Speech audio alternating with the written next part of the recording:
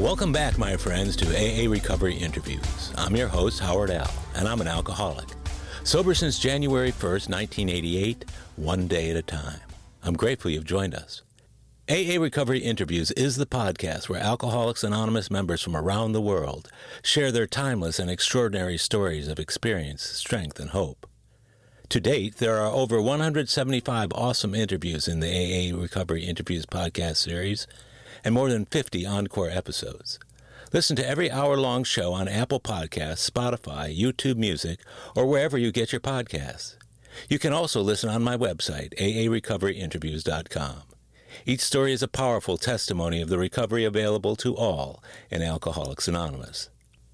This is an encore episode of my interview with Bud S., originally released as episode 69 on March 16, 2022. Bud passed away shortly after this interview was recorded, at age 94, with over 44 years of sobriety in Alcoholics Anonymous. This interview may have been the last time Bud ever shared his story. My guest on today's show is Bud S., a man of remarkable longevity and long-term sobriety. At 94 years old, his 44 years of sobriety is the perfect backdrop for the story of a life well lived through the program of Alcoholics Anonymous. Though he started drinking later than most, his disease quickly branched off an alcoholic family tree that claimed the lives of his father and both sisters. Like many alcoholics, Bud built a successful career despite his growing addiction to alcohol. For a long time, he managed to keep his drinking confined to evenings and weekends with his wife and friends who shared in the glow of his good cheer. But as his drinking escalated, that glow turned into a glare from the harsh reality that he had become an alcoholic. Early attempts at rehab and short stints in AA were minimally effective, as he allowed the differences in his drinking life to dominate similarities with other alcoholics. His downhill slide, abetted by more frequent binges and blackouts, culminated in expulsion from his home by his wife. Thoroughly licked by the disease, Bud came all the way in and sat all the way down in AA at the age of 49. He has never left. Bud's exceptionally long and illustrious life in sobriety contains all of the elements familiar to recovering alcoholics whose lives have been enriched by AA. His regular attendance at many meetings, combined with nonstop service work that includes sponsoring other men and participating in interventions, have made him an indispensable part of the groups he serves. His friendly disposition and welcoming spirit make it easy for newcomers and old-timers alike to comfortably join him in the center of the program. At 94, Bud's well-seasoned message of hope rings fresh and true on a daily basis. And though the audio quality of this interview was slightly affected by a glitchy Zoom, I believe you'll find Bud's story immediately enthralling and quite easy to listen to. So, sit back, relax, and enjoy the next hour of AA Recovery Interviews with my good friend and AA brother, Bud S. I'm Bud. I'm an alcoholic. Hi, Bud. Thanks so much for joining me today on AA Recovery Interviews. It's really marvelous to see your face. Thank you, Howard. It's equally a pleasure for me and a great surprise, a delight. Well, I'm delighted to have you. You and I have known each other, I guess, over Zoom for the past couple of years via a meeting that we both attend out of London. And I've just been captivated by your shares over that time and interested in having you as a guest on this podcast, because you're probably amongst all my guests, you may be the most senior. That's because I'm 94. 94 years old. What's your sobriety date? August 27, 1977. So that gives you 44 years of continuous sobriety. Yes. Did you ever think when you first got sober that you'd see 44 years? I was lucky just to see the next day. Things must have been pretty rough when you got here, huh? I had a very, would say, uncooperative spirit inside of me. So when I was initiated into AA by force, I didn't like it a bit. And so I really didn't take to the program. I went to meetings, and then I'd drink, and then I'd go to a rehab, and then come out of a rehab and be sober a month or two, and then drink and be back in another rehab. And so I repeated that for about 3 years. You mentioned you were brought in by force. What was the force that made you come in? Well, I had an intervention, 2 members of Alcoholics Anonymous and my wife. And they said it would be a good idea if I went to the Jesuit retreat house and with an AA meeting in January. And this was in December, right at Christmas. And in the next month, I was in a retreat, and I went to that retreat pretty drunk, and I brought a couple of bottles of vodka with me. Oh, no. So I made a big hit.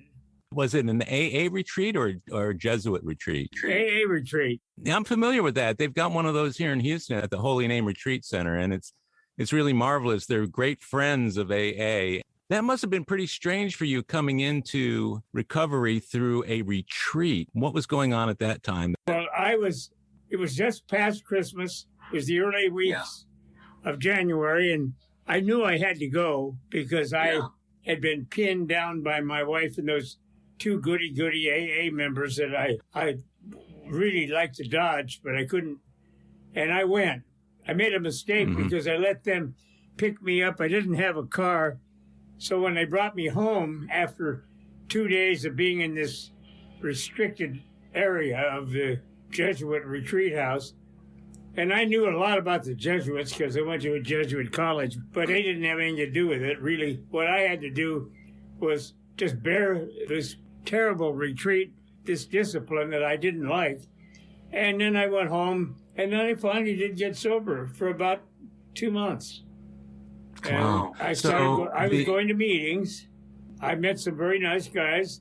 I was not a very cooperative guy, and I still had a job. I had a good job in a firm where I was a partner, and I just kept for 3 more years. I carried on with intermittent sobriety, rehabs, and drinking.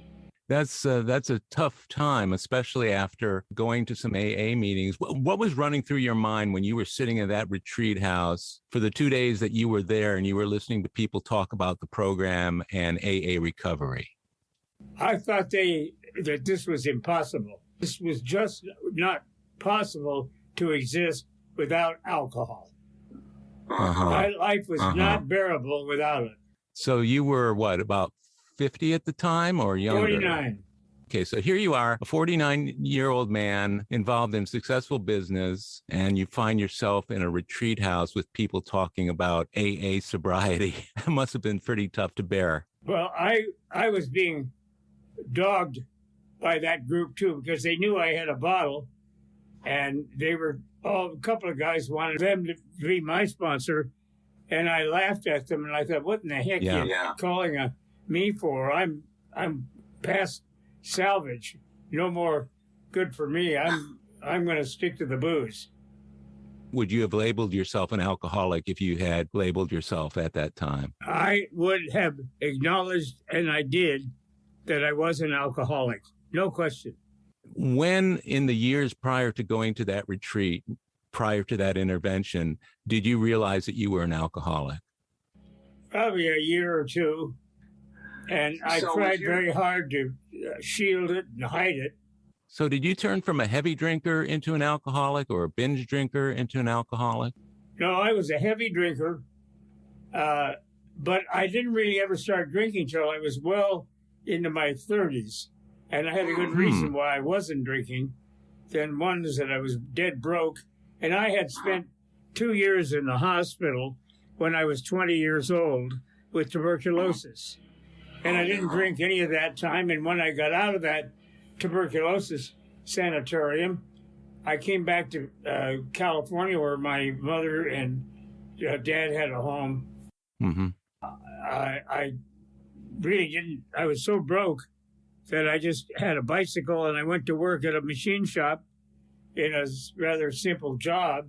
And then about 6 months later, I got a job in downtown Los Angeles with a very reputable firm, and it was really a great boost for me. And I didn't drink because I was flat broke.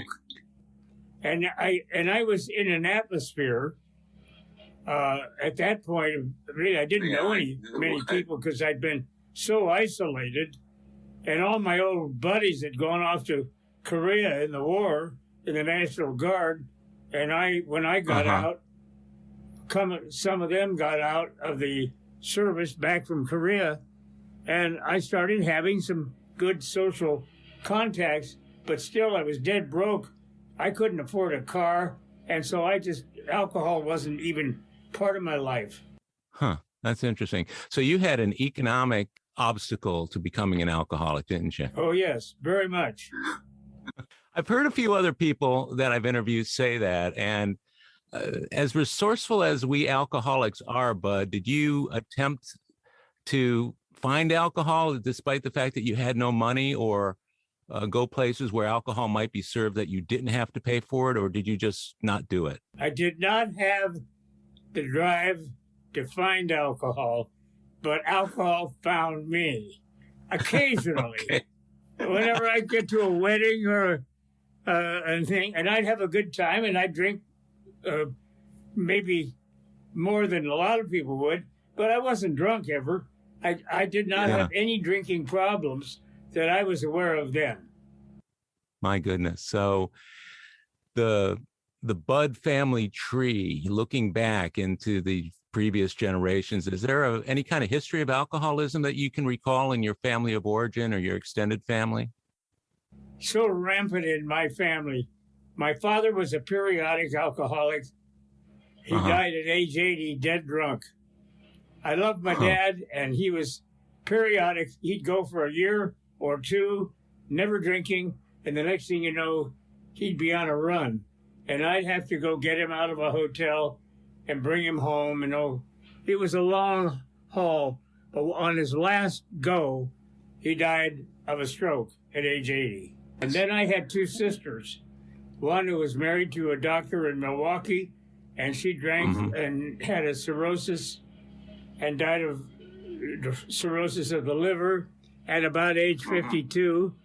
And I had another sister, older than I, who in her drinking was a terrible problem with alcohol. And I never liked to drink around her because I knew she'd go off the deep end. She fell, cut her head, and bled to death. I had a grandfather who was an alcoholic. I didn't know him because he died long before I was ever born. I only knew one of my grandparents, but I know that mental illness, including depression, as well as alcoholism, were in my family. So with a father who died of alcoholism and two sisters who were affected greatly by it, did that influence your behavior around alcohol or around people who were drinking? Yes, it did. But it was not enough deterrent because, you see, by this time, I had proven to myself that I could drink properly. How had you proven that? I said, well, look, they weren't able to handle it, and I'm able to get away with it. And then finally, as time progressed, I realized I was an alcoholic.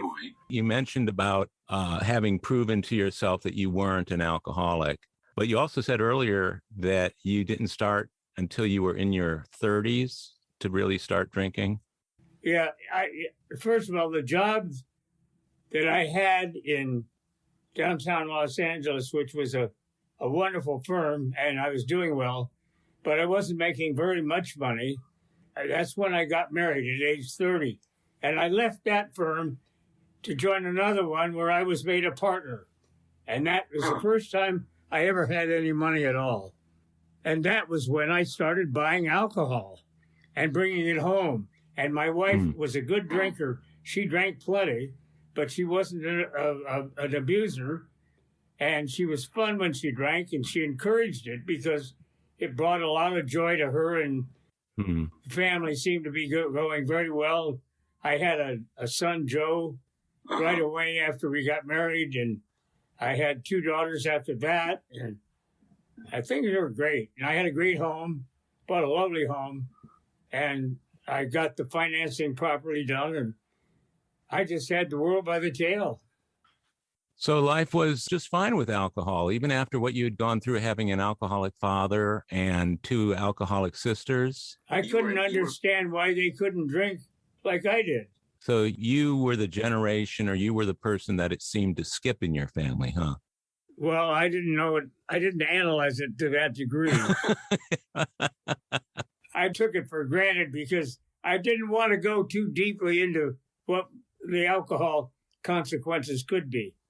I get it. So when you got married when you were 30 and you finally had some money, did you just proceed to start drinking from that point, or was it a progression? Well, it was a progression because we had a very lovely little rental home. And I remember I had a client that was a winery, and they gave me a big supply of wine as a gift. And so we'd have wine every now and then, but it was not a big thing. Uh-huh. It developed a little as time progressed. And in business, I was in the insurance business, and my clients liked to drink, and I certainly found the ones that did. So I encouraged them to have a drink with me. And as I went through my early years in business as a partner in a firm, I had a lot of freedom, had some money, and I had access to attractive things like a golf club, developed a lot of really comfortable things that finally get out of hand. Yeah. And in those days, those perks of the job, the 3-martini lunch and the country club memberships, those were pretty common back in those days, weren't they? Oh, everybody. When I was working in downtown LA early and I was broke, the guys I worked for, half of them were drunk all the time. You got married at 30 and you were living, is it safe to say, kind of a country club executive's kind of life at that time? Well, it was the beginning of it because it was the first time I'd had any money at all. And after I'd become a partner in this firm, I was encouraged by my other partners to join a golf club, which I did. And I used it I really enjoyed it. I did it. And I did a little bit of drinking there, but not much. I was not a hound around the bar. I was never known in that club as an alcoholic until the end of my drinking, and then they all knew it. So that was at 30. You got sober at 49. Right. So we're talking about 19 years worth of progressive drinking. At what point did you notice that you were drinking more than you had previously? At what point did you really notice it? Okay. I started going to London on business. So I'd be alone in London, and I started drinking in London pretty heavily one time, and I woke up the next morning and I thought, my God, I've drunk so much that I missed the whole point of being here. So I finally, I really got sober from that, and I went home and got back to work, and I really always worked hard. I never was a loafer, and I had good business. I worked very hard to keep my clients happy. My clients liked me, and I had a few pet clients that liked to drink. So I'd have every now and then a little assignation with a drinker, and that would be a lot of fun. And I remember one time I was in a business meeting, and one of the fellows from another insurance company was there, and the client was there, and the guy from the insurance company wanted to drink. And after we'd had 3 drinks, I said to myself, this is not good. We got to end this deal now because I don't want to lose this business. And so I made a rule then that I wouldn't do that again. I wouldn't go to lunch with a client and drink too much. And I never really did.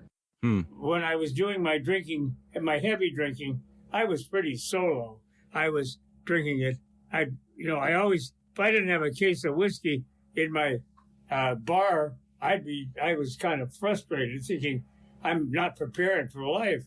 And I love to drink good old cabin still whiskey.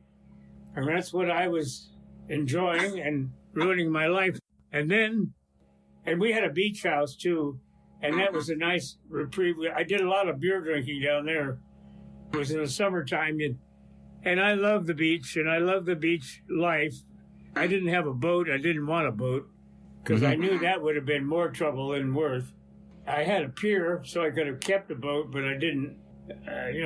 I could just see my behavior began to slip badly in my being prompt and correct and on duty, but I always got up and always got to work on time. And the last 2 years before I went to A, I started having a morning drink. And then I knew I'd gone over the hill. I was done. So it sounds to me like you were what we term a functional alcoholic for a number of those years. Was it just by sheer will that you stopped drinking at business luncheons, or did you have the occasional drink along the way and you just knew when to stop? Well, occasional drink, but I certainly avoided luncheons where there would be drinking. I didn't want to get into one more bad habit, and I knew that was trouble. Yeah. You mentioned solo drinking. Was that at home then in the evenings and on the weekends for you? At home, yes. Was that ever a problem? Did you drink to excess at home? Yes, because my wife finally said to me, "You got to stop this." And that's when the lid blew off, because I couldn't stop. And finally she said to me, after numerous visits to rehabs, she kicked me out. And I had no resistance to her order to leave, because I knew I wasn't able to meet up to that standard that she was demanding and deserved. When did she do that? When did she kick you out? It was about 2 years before I got involved with AA. Okay. So you mentioned numerous rehab treatment centers. What was there about those places that you resisted? Well, first of all, I had a very low respect for Alcoholics Anonymous. I thought it was just a lot of jumbo, and I didn't want to. I had that awful drive in me that how do you live without alcohol? That would be like taking your soul right out of your system. I didn't want to live without alcohol. I couldn't. I just, life was not worth it without alcohol. That's how badly it had infected me.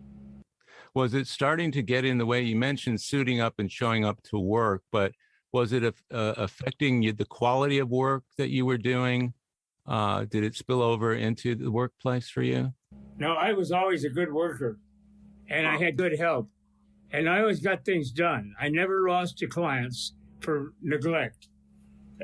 Obviously, I lost to clients in competitive situations, but I never had a problem with keeping them, because they liked me a lot, and I was nice to them, and I did a lot of nice things for them.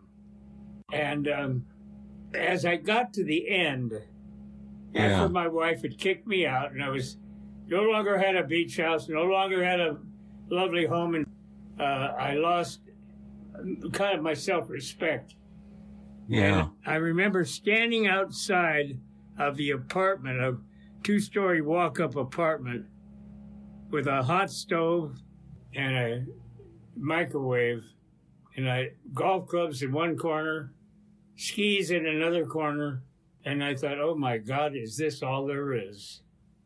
What and a that was when I lifestyle. began to understand that I needed to do something. Yeah, I wasn't I guess ready you yet, but I knew I needed. You weren't ready.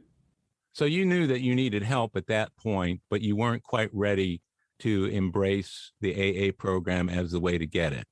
And here's how I finally got it.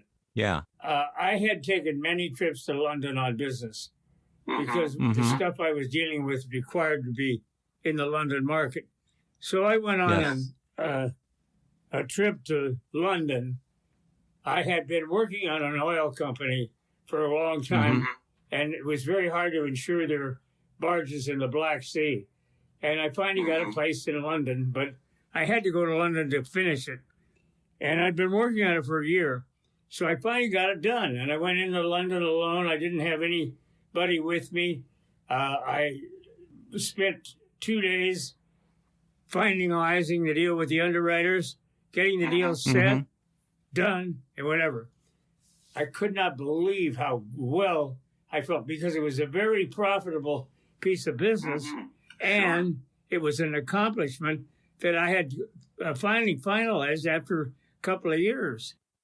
As I walked out of that office, I went down the street to get on the underground, and I always tell this story. As I walked to the train, this pub loomed up. Beautiful English pub. And on it, there was a sign that said, "Welcome, Bud." That was it. And I went into that pub with an absolute certainty that I was only going to drink ginger ale. And I got in there, and it was about 3 p.m.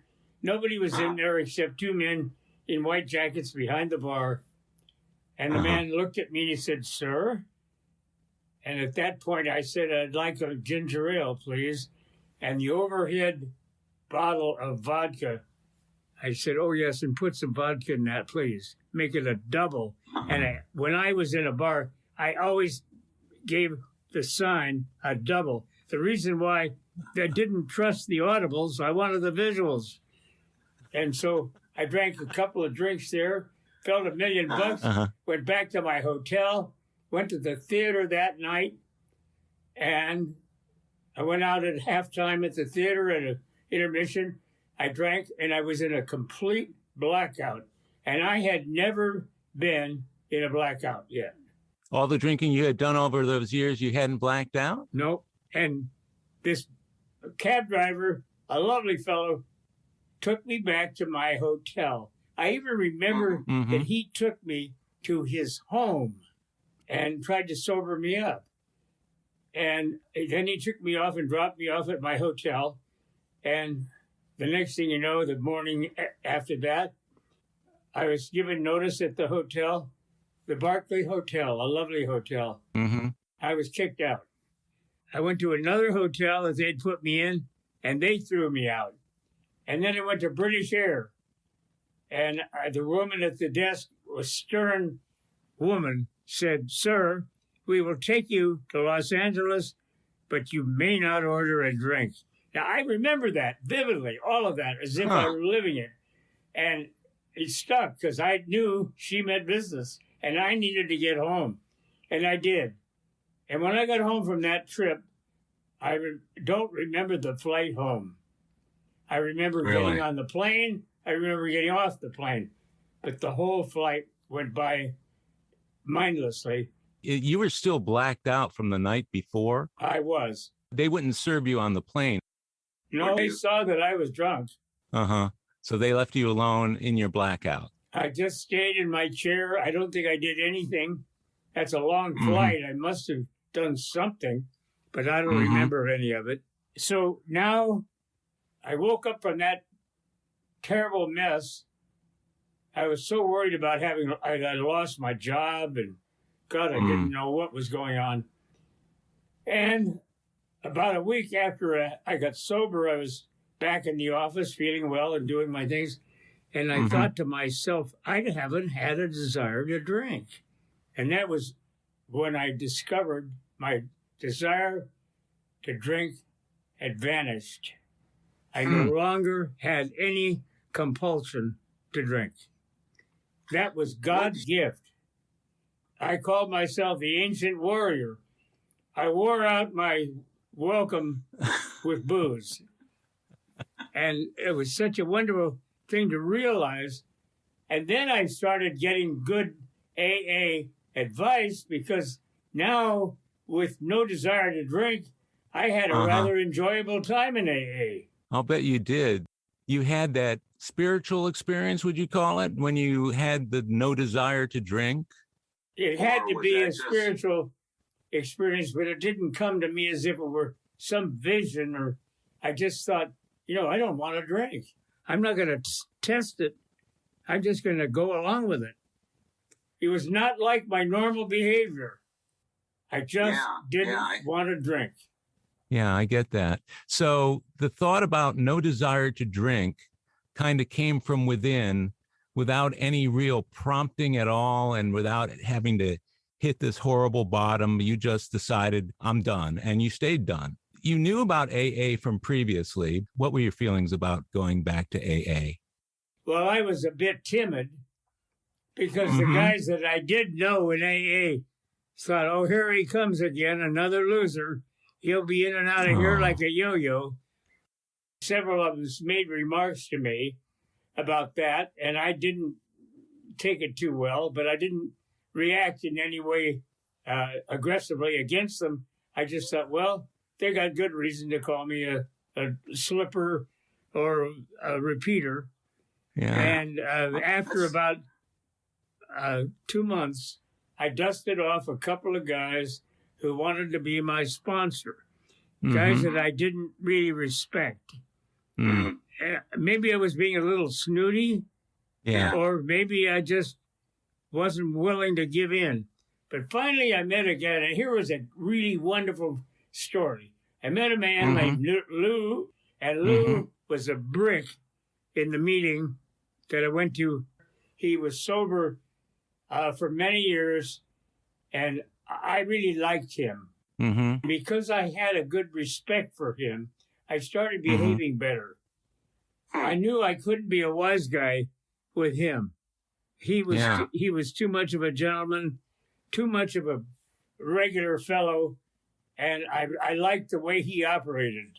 And he always said to me, Bud, you don't need to shoot your mouth off. You've said enough. Just be quiet.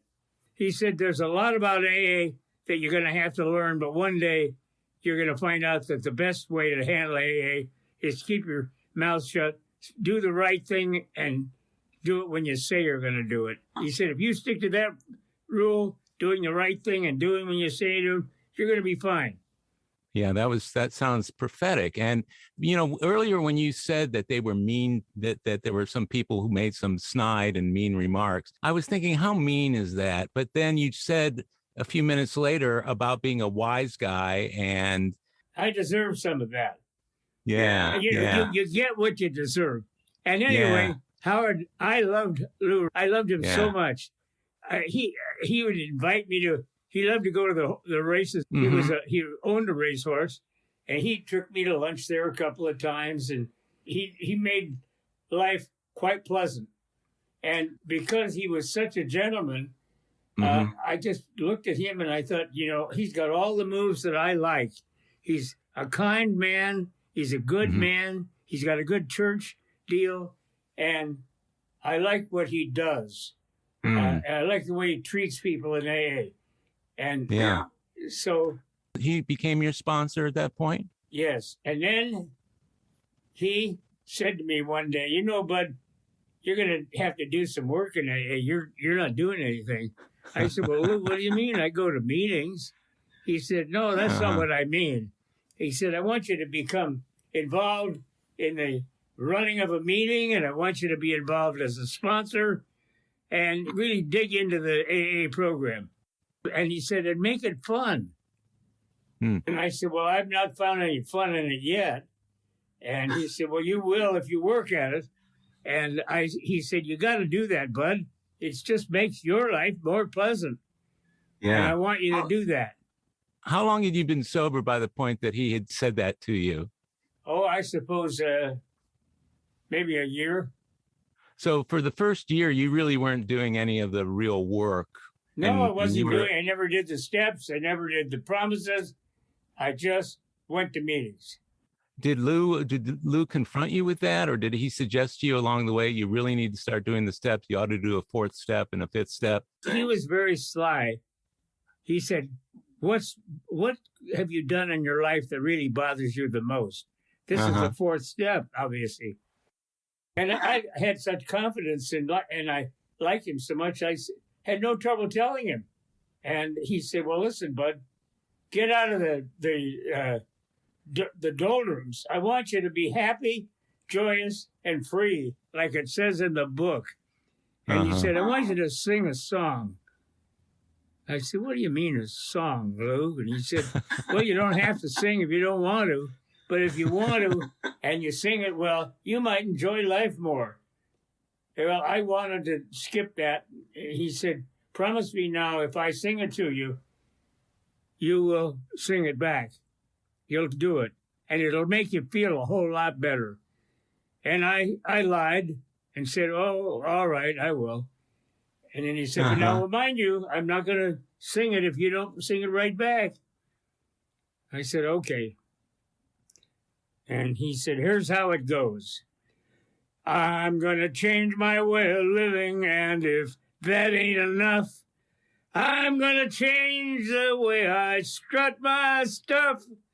My walk will be different, my talk and my name. Nothing about me is going to be the same. Nobody wants me when I am this way. There'll be some changes made today. There'll be some changes made. Ta-da. Bravo, bravo. And you know, Howard, I took to that. I thought, doing that's a lot of fun. Expelling that's all of that good energy. Yeah, that is so cool. I mean, I've known people in the program over the years. There was one guy here in Houston who, whenever he led a meeting, he would always sing part of his share. And it was so memorable and it was so moving. So you learned that song pretty quickly then after that, I'll bet. And I sing it almost every day. Not quite, but almost. Every time I got on the podium, I sang it. And people loved it. I went to one meeting in Los Angeles. I sang it, and they all stood up and said, more, let's have it one more time. And, that does a lot for your ego, but it makes also great fun to be part of that entertainment. I'm not trying to be a songwriter, a songster. I'm just trying to be a good member of the program. And I have enough, let's say, ease in dealing with success and with compliments. I don't need any more. Wow, what a wonderful story. And what a great sponsor to offer that to you at a point at which you probably really needed it, huh? He hit me right when I was vulnerable. I didn't want to do it because I'd never heard of, what do you mean sing? And first of all, I didn't like speaking at meetings. I'd only done it once or twice. Well, he said to me, here's a good chance for you to sing it at the meeting. And he was the leader of the meeting, and he called me up and gave me a 15-minute pitch and told me to sing. Oh, no. What were you feeling at the time? How did you feel? I felt wonderful. I thought, God, I'm a member now. Wow. That really made me feel like I was a member. We'll be right back. My friends, if you're enjoying my AA Recovery Interviews podcast, check out my latest audiobook, Alcoholics Anonymous, the story of how more than 100 men have recovered from alcoholism. This is the word-for-word, cover-to-cover reading of the first printing of the first edition of the Big Book, published in 1939. It's a relaxing and meaningful way to listen to the Big Book anytime, any place. Have a free listen at Audible, Amazon, or iTunes. While you're there, enhance your program with another audiobook I produced, Lost Stories of the Big Book, 30 original stories missing from the third and fourth editions of Alcoholics Anonymous. It's an engaging audiobook that brings these stories to life for AA members who've never seen them. These timeless testimonials were originally cut to make room for newer stories in the third and fourth editions. But their vitally important messages of hope are as meaningful today as when they were first published. Many listeners will hear these stories for the very first time. Listen to a free sample of Lost Stories of the Big Book on Audible, Amazon, or iTunes. It's also available as a Kindle book or in paperback from Amazon if you'd like to read along. You're gonna love it. And we're back. So he put you on the spot with something that most people have never, ever done in an AA meeting, and that is sing in front of the group. And that made you feel more of a part of AA than anything else, I'll bet. Oh, yeah, it did. Right away, I was solid AA. Wow, what a turning point for you. Yeah, you don't realize how one little thing like that can change your whole life. The other day I had, the first time I went to a regular meeting 2 weeks ago in a little town near her. It was an afternoon meeting, and I was the speaker. The girl said to me, well, we want you to speak for 45 minutes. And I said to her, well, that may be a little bit too much for you. I'll give you a good message, but it doesn't necessarily take 45 minutes. A good half hour, people get sick of you after that. And so I went to that meeting, and a girl came up to me, and she said, "Oh, Bud, I haven't seen you since my very first meeting at this church." And I didn't know who she was. And she said, "You were the speaker at my first ever meeting, and that was 16 years ago." And she said, "Will you sing your song to us?" I said, "You bet I will." Well, you were planning to do that anyway, weren't you? Well, I was going to give them the song just because I enjoyed doing it. Yeah, that's great. But anyway, Howard, I have a lot of fun in the program. Yeah, I'll bet you do. I can see it in your face and in your eyes and just in that big, broad smile of yours, how important that was to your happiness in the program. You connected with the program early on, thanks to your sponsor. What did the next number of years look like in your support? Well, somewhat is dependent upon if we go back to regular meetings again, which we will. When we go back to regular meetings, I will be pretty attentive to that. Right now, for instance, I go to a Sunday meeting in Los Angeles, Zoom. I go to the Monday night meeting in London. I go to Tuesday night. We have a stag meeting. And usually we have, at the restaurant, we had dinner every Tuesday night. And we'd be, maybe as many as 15. Now that we're only doing it on Zoom, we usually have 8 or 9 or 10. Then I'm in another meeting on Friday, and so I get about 4 or 5 meetings a week. But I would like very much to have the old Neesons to come back. I go to a couple stag meetings, actually 3 or 4 stag meetings a week, one of which at our height, we were getting 100 to 125 men. And slowly but surely, since the church that we have it in reopened, today I went to that meeting. We had 85 men in that meeting, and we have a way to broadcast the Zoom at the same time. So a dozen guys were on Zoom being able to talk back and forth into the meeting. How soon did your sponsor get you involved in actually working through the steps? Well, rather quickly after when he gave me the song, I was his prisoner. Okay. He never was one that would sit down, pencil and paper, and do the steps. But we'd go through it verbally, and he was such a pleasant man to be with. He really knew what he was talking about.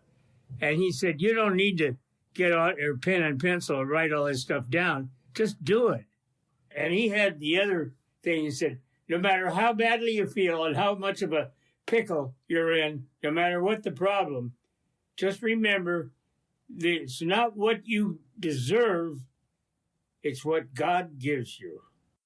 I'm a lifelong Catholic, and my Catholic religion means a good deal to me, but I must say I was not a very good attendee at church in my drinking days because I wasn't paying attention to anything really important.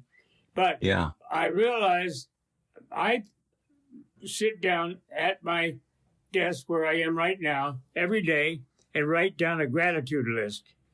And that gratitude list is that I have a loving God, I'm a Catholic, that I have family, I have friends, I have freedom, I have joy, and that is one that I underline, joy. And then I have health, and then I talk about my children. And I have a son named Joe, who's 62 or 3 now. Joe just sold the business that I started years back. He is sober 32 years. Wow. Do you go to meetings together? Yeah, well, we go to the night meeting, the Zoom meeting, and he runs it. And Joe and I are really good friends. We get along very well. I'm a stalwart in that meeting because of my time. And I just happened onto that meeting by a total accident. And it was a dinner meeting at a restaurant. The meeting, the first time I ever went, and I've been going to that probably for, 15 or 16, 17 years. I don't know how many, long time. And it's a wonderful meeting. It's solid AA. All the guys are in the program doing the right thing. You know, I'm curious. It sounds to me like you're so engaged in AA, and it sounds like it's been a huge part of your life. I wondered if you could tell me a little bit about some of your service work over the years, including sponsorship and doing things at meetings and maybe things out in the community. What does that look like in your life? Well, I did a couple of meetings where I was the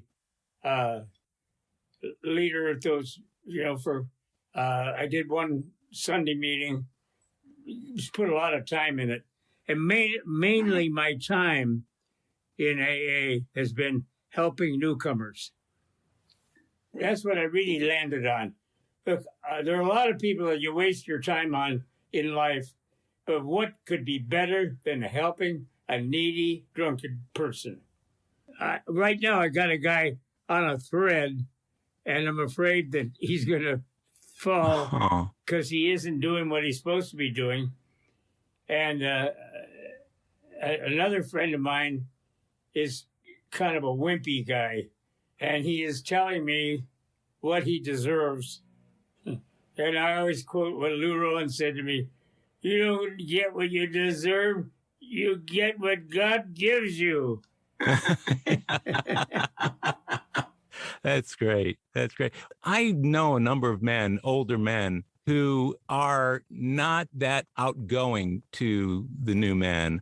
And because they've had the experience before of trying to sponsor men and it not keeping the man sober, so they choose not to do it. What would you say to a guy like that?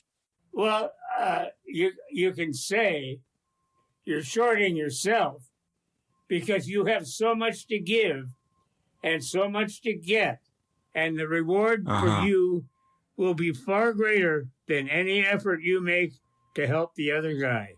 It will redound upon you as a real godsend blessing. When you help others, you are the obvious recipient of God's blessing.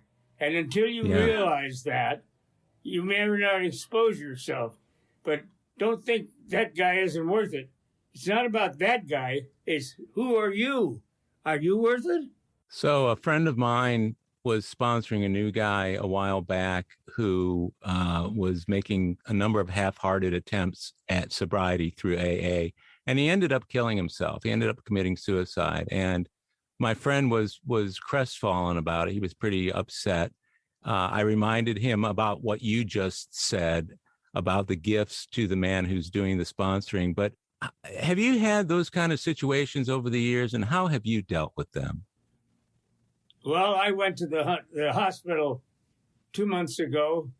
A friend of mine there that I'd known for years was dying of cirrhosis. I went in and held his hand for a little bit and he said, "Oh, I've done so many bad things, and my life is so worthless."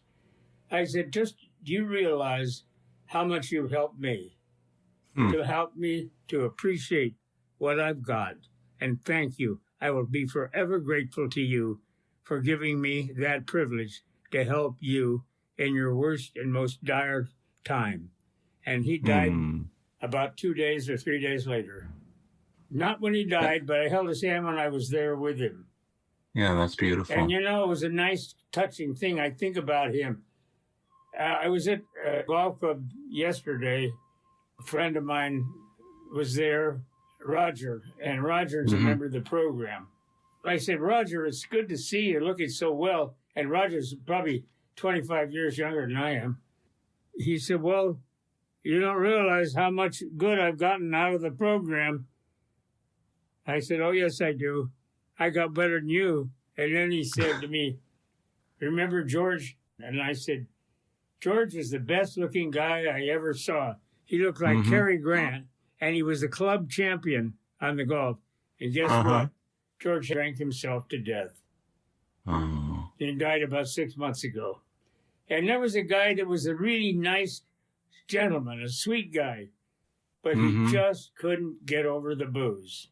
And I've known several others.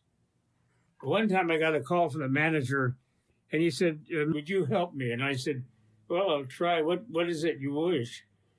He said, "We're having a member with some problems with alcohol."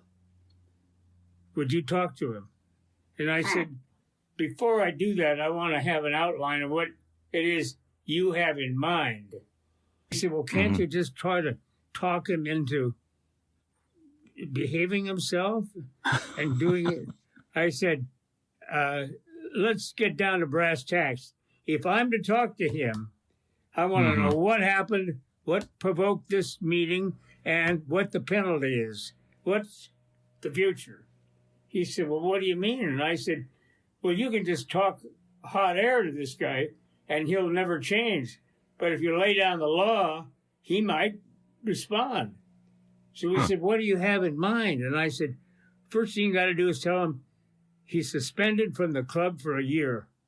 He said, Jesus, that's a tough one. And I said, a lot tougher on him than it is on you, but it'll make his life better. And the other thing is, if he continues to drink, he can never in his life have another drink in this clubhouse. And he said, gee, that's pretty severe. And I said, run it by your board. Let him know. He called me back and he said, the board said, that's fine. So I called him up and I said, you realize that the club manager called me and asked me to have a meeting with you. And he said, what about? And I said, I think you know. He said, well, let's meet at my house. And I said, no, let's meet in the club. And so we went to the bar, sat down, and this is about 5 o'clock in the afternoon. So we sat down in the bar. There wasn't anybody in there. And I said, do you realize that you threw a drink at a young girl in this clubhouse? Oh, he said, oh, yeah, but she provoked it. I said, wait a minute. You threw the drink. I'm not going to debate what happened. It's what did happen and why it happened. And I said, obviously, you were feeling pretty saucy, and you threw a drink at this young girl, and it got on her dress, and it got back. Everybody saw it. I didn't see it. I don't know anything about it. As far as I'm concerned, it's completely nonsense for you, an adult, to be acting like that around young people or anybody else. Here are the rules. No more drinking in that clubhouse. 1 year suspension. And if you want to stick to those rules, come back in a year and you'll be a member. He said, well, I don't know if I can do that. And I said, it's not up to me, it's up to you. Well, Howard, 2 years later, he was still in there. Okay. Sober? Yep. I'll tell you another one. I got a guy into a rehab, took him some real doing. Because he was a high-powered guy. He had an airplane. He had a driver. He was a big deal. And he let you know it. His wife wanted an intervention and wanted it right away. And I said, well, I have to get one because that's where he ought to go. And she said, well, you better hurry up. So I called. They sent me a guy who's a tough little guy. And he came to, and we jumped this guy in his den at about 5 o'clock, just about cocktail time. You know, this is a guy that had everything, the boat, the plane, the works. I said, it's time for you to recognize that your drinking has really overtaken your life, and we're not here to punish you. We're here to try to help you get better. And he got really difficult. I said, well, talk to this gentleman. And this was a guy from a rehab, started talking to him. And he said, let me just tell you, mister, I don't negotiate with drunks.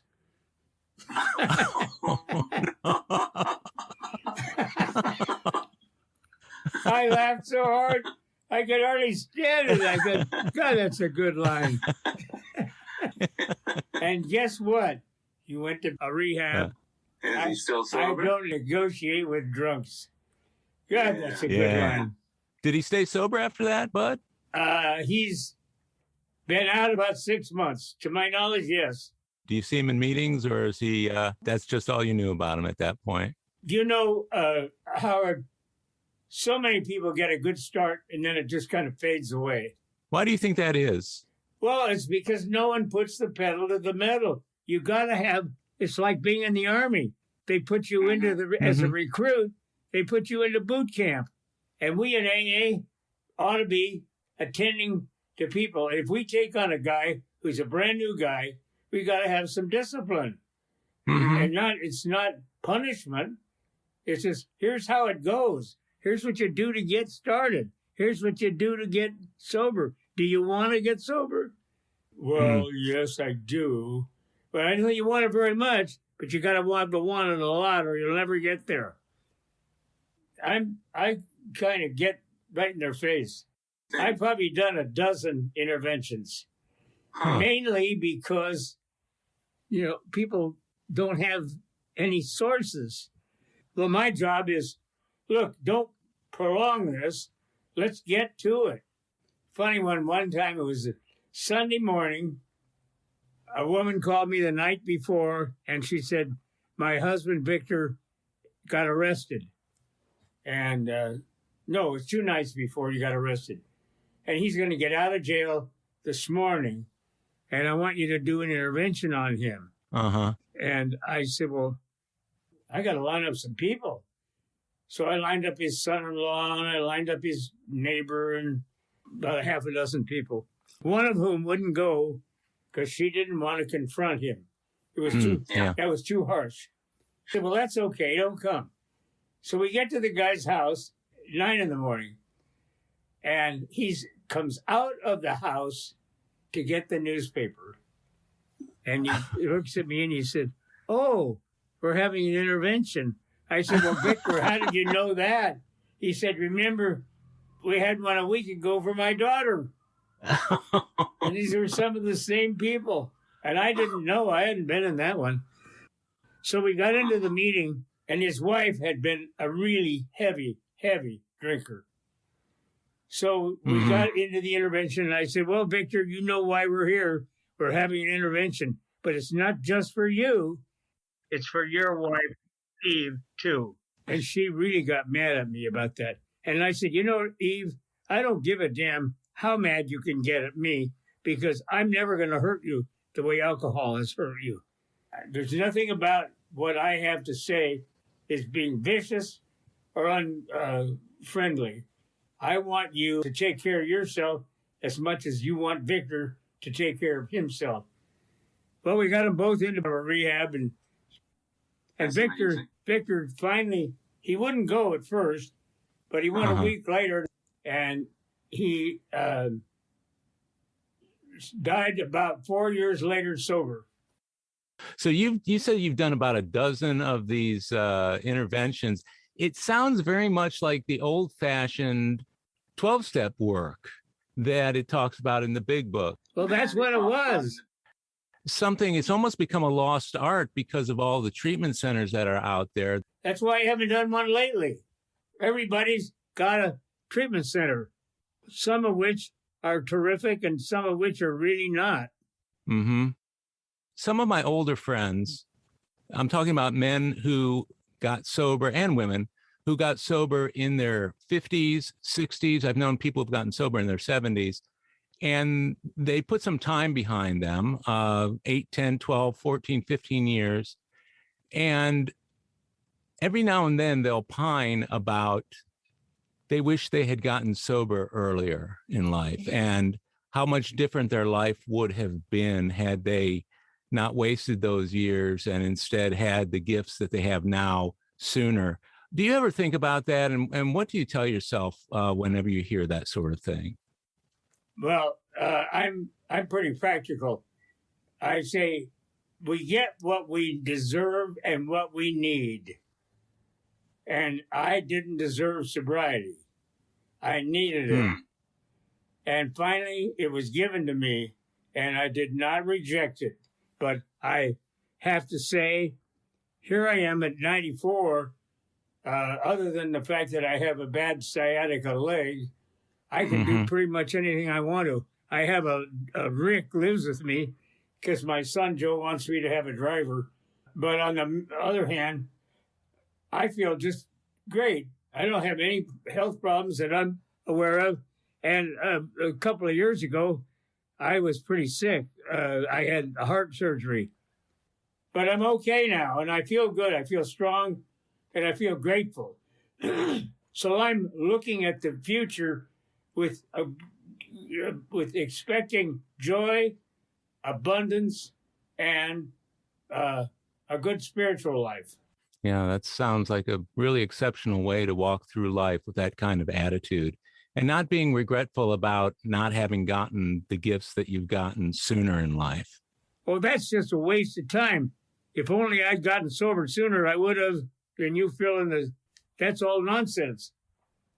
Well, that's what I find most inspiring about our talk today, Bud, is that these are the kind of things that I can take with me as I'm talking to people who are doing that kind of reminiscing and wishing they had gotten it sooner. I can talk about my friend Bud said something about deserving versus needing versus wanting and that sort of thing. And, you pretty much embody that whole thing, because here you are at 94, you're still actively involved. And my guess is that even if you weren't in such great health, you would still be involved. Is that a fair assumption? Yes, because to be honest, Alcoholics Anonymous has become the most important part of my life. It's given me my whole life. I wouldn't have anybody to pal around with if I didn't have AA.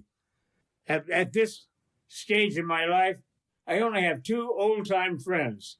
One's in Santa Barbara and one's in Laguna Beach. And one's 94 and one's 93. And what I say is, these are guys I grew up with. They're not alcoholics. They're really good guys. But I don't see them other than occasionally. I don't have friends that I go over to the gym here, and every once in a while I see somebody in there, and they look at me, and I say, yes, I'm still alive.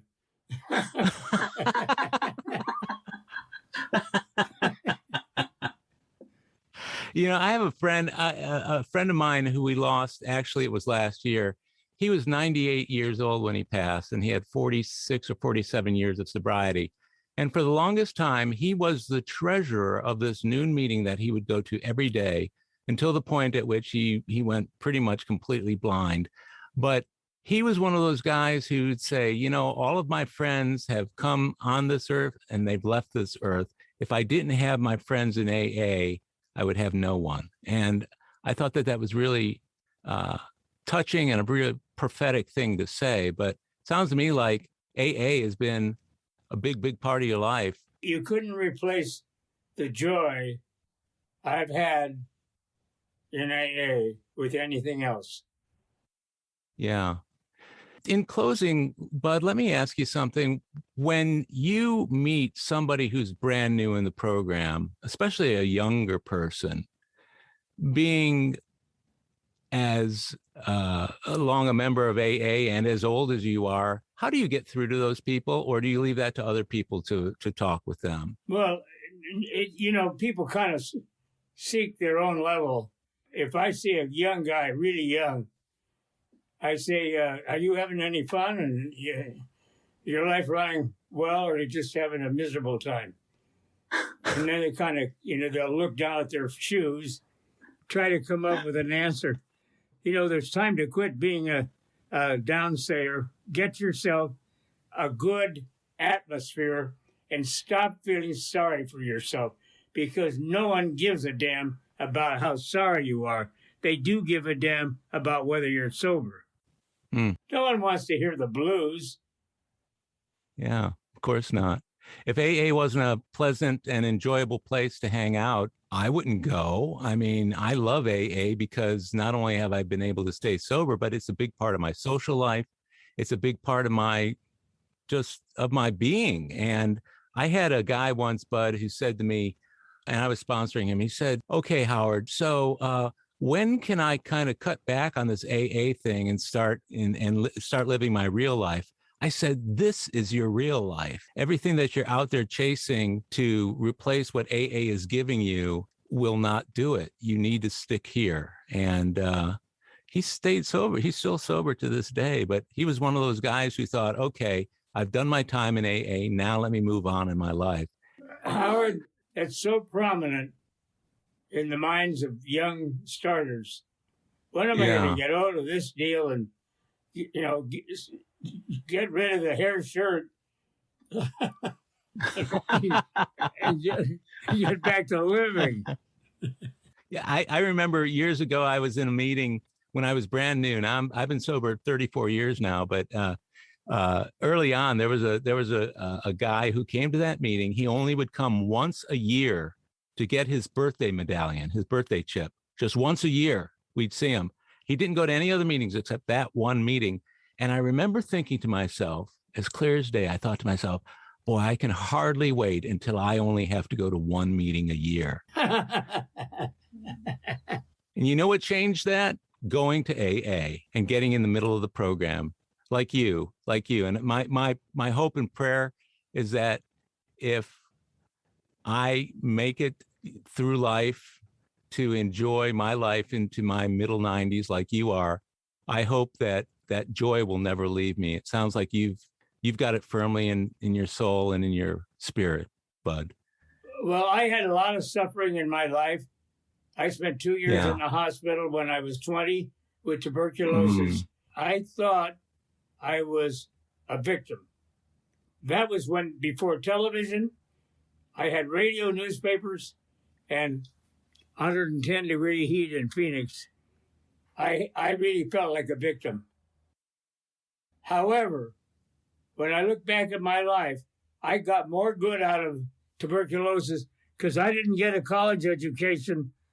I got one in the hospital because I read everything I could for 2 years, and that gave me an education.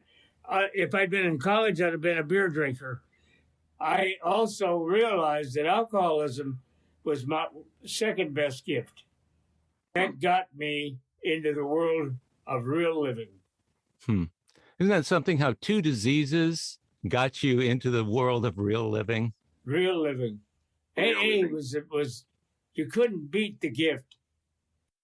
You know, every time we go through a problem and we complain about it, we realize we always get through it. How do we get through it? We have God's grace on our side. All we have to do is pray and say, please help me, and do your work in the spiritual side of your life, and it always works out. The house is wired. Flip the damn switch, right? Some guy was telling me, moaning about how sick he was. And I said, look, don't keep on talking about how sick you are. You're going to die one day. We don't know when, but you're not going to die tonight. I've never known anybody who's died because they went to too many AA meetings or worked too much with newcomers. In all the years I've been in AA, there are only a couple of guys that I look at and say, they're real phonies. There aren't many. We got one guy, we call him a double dipper.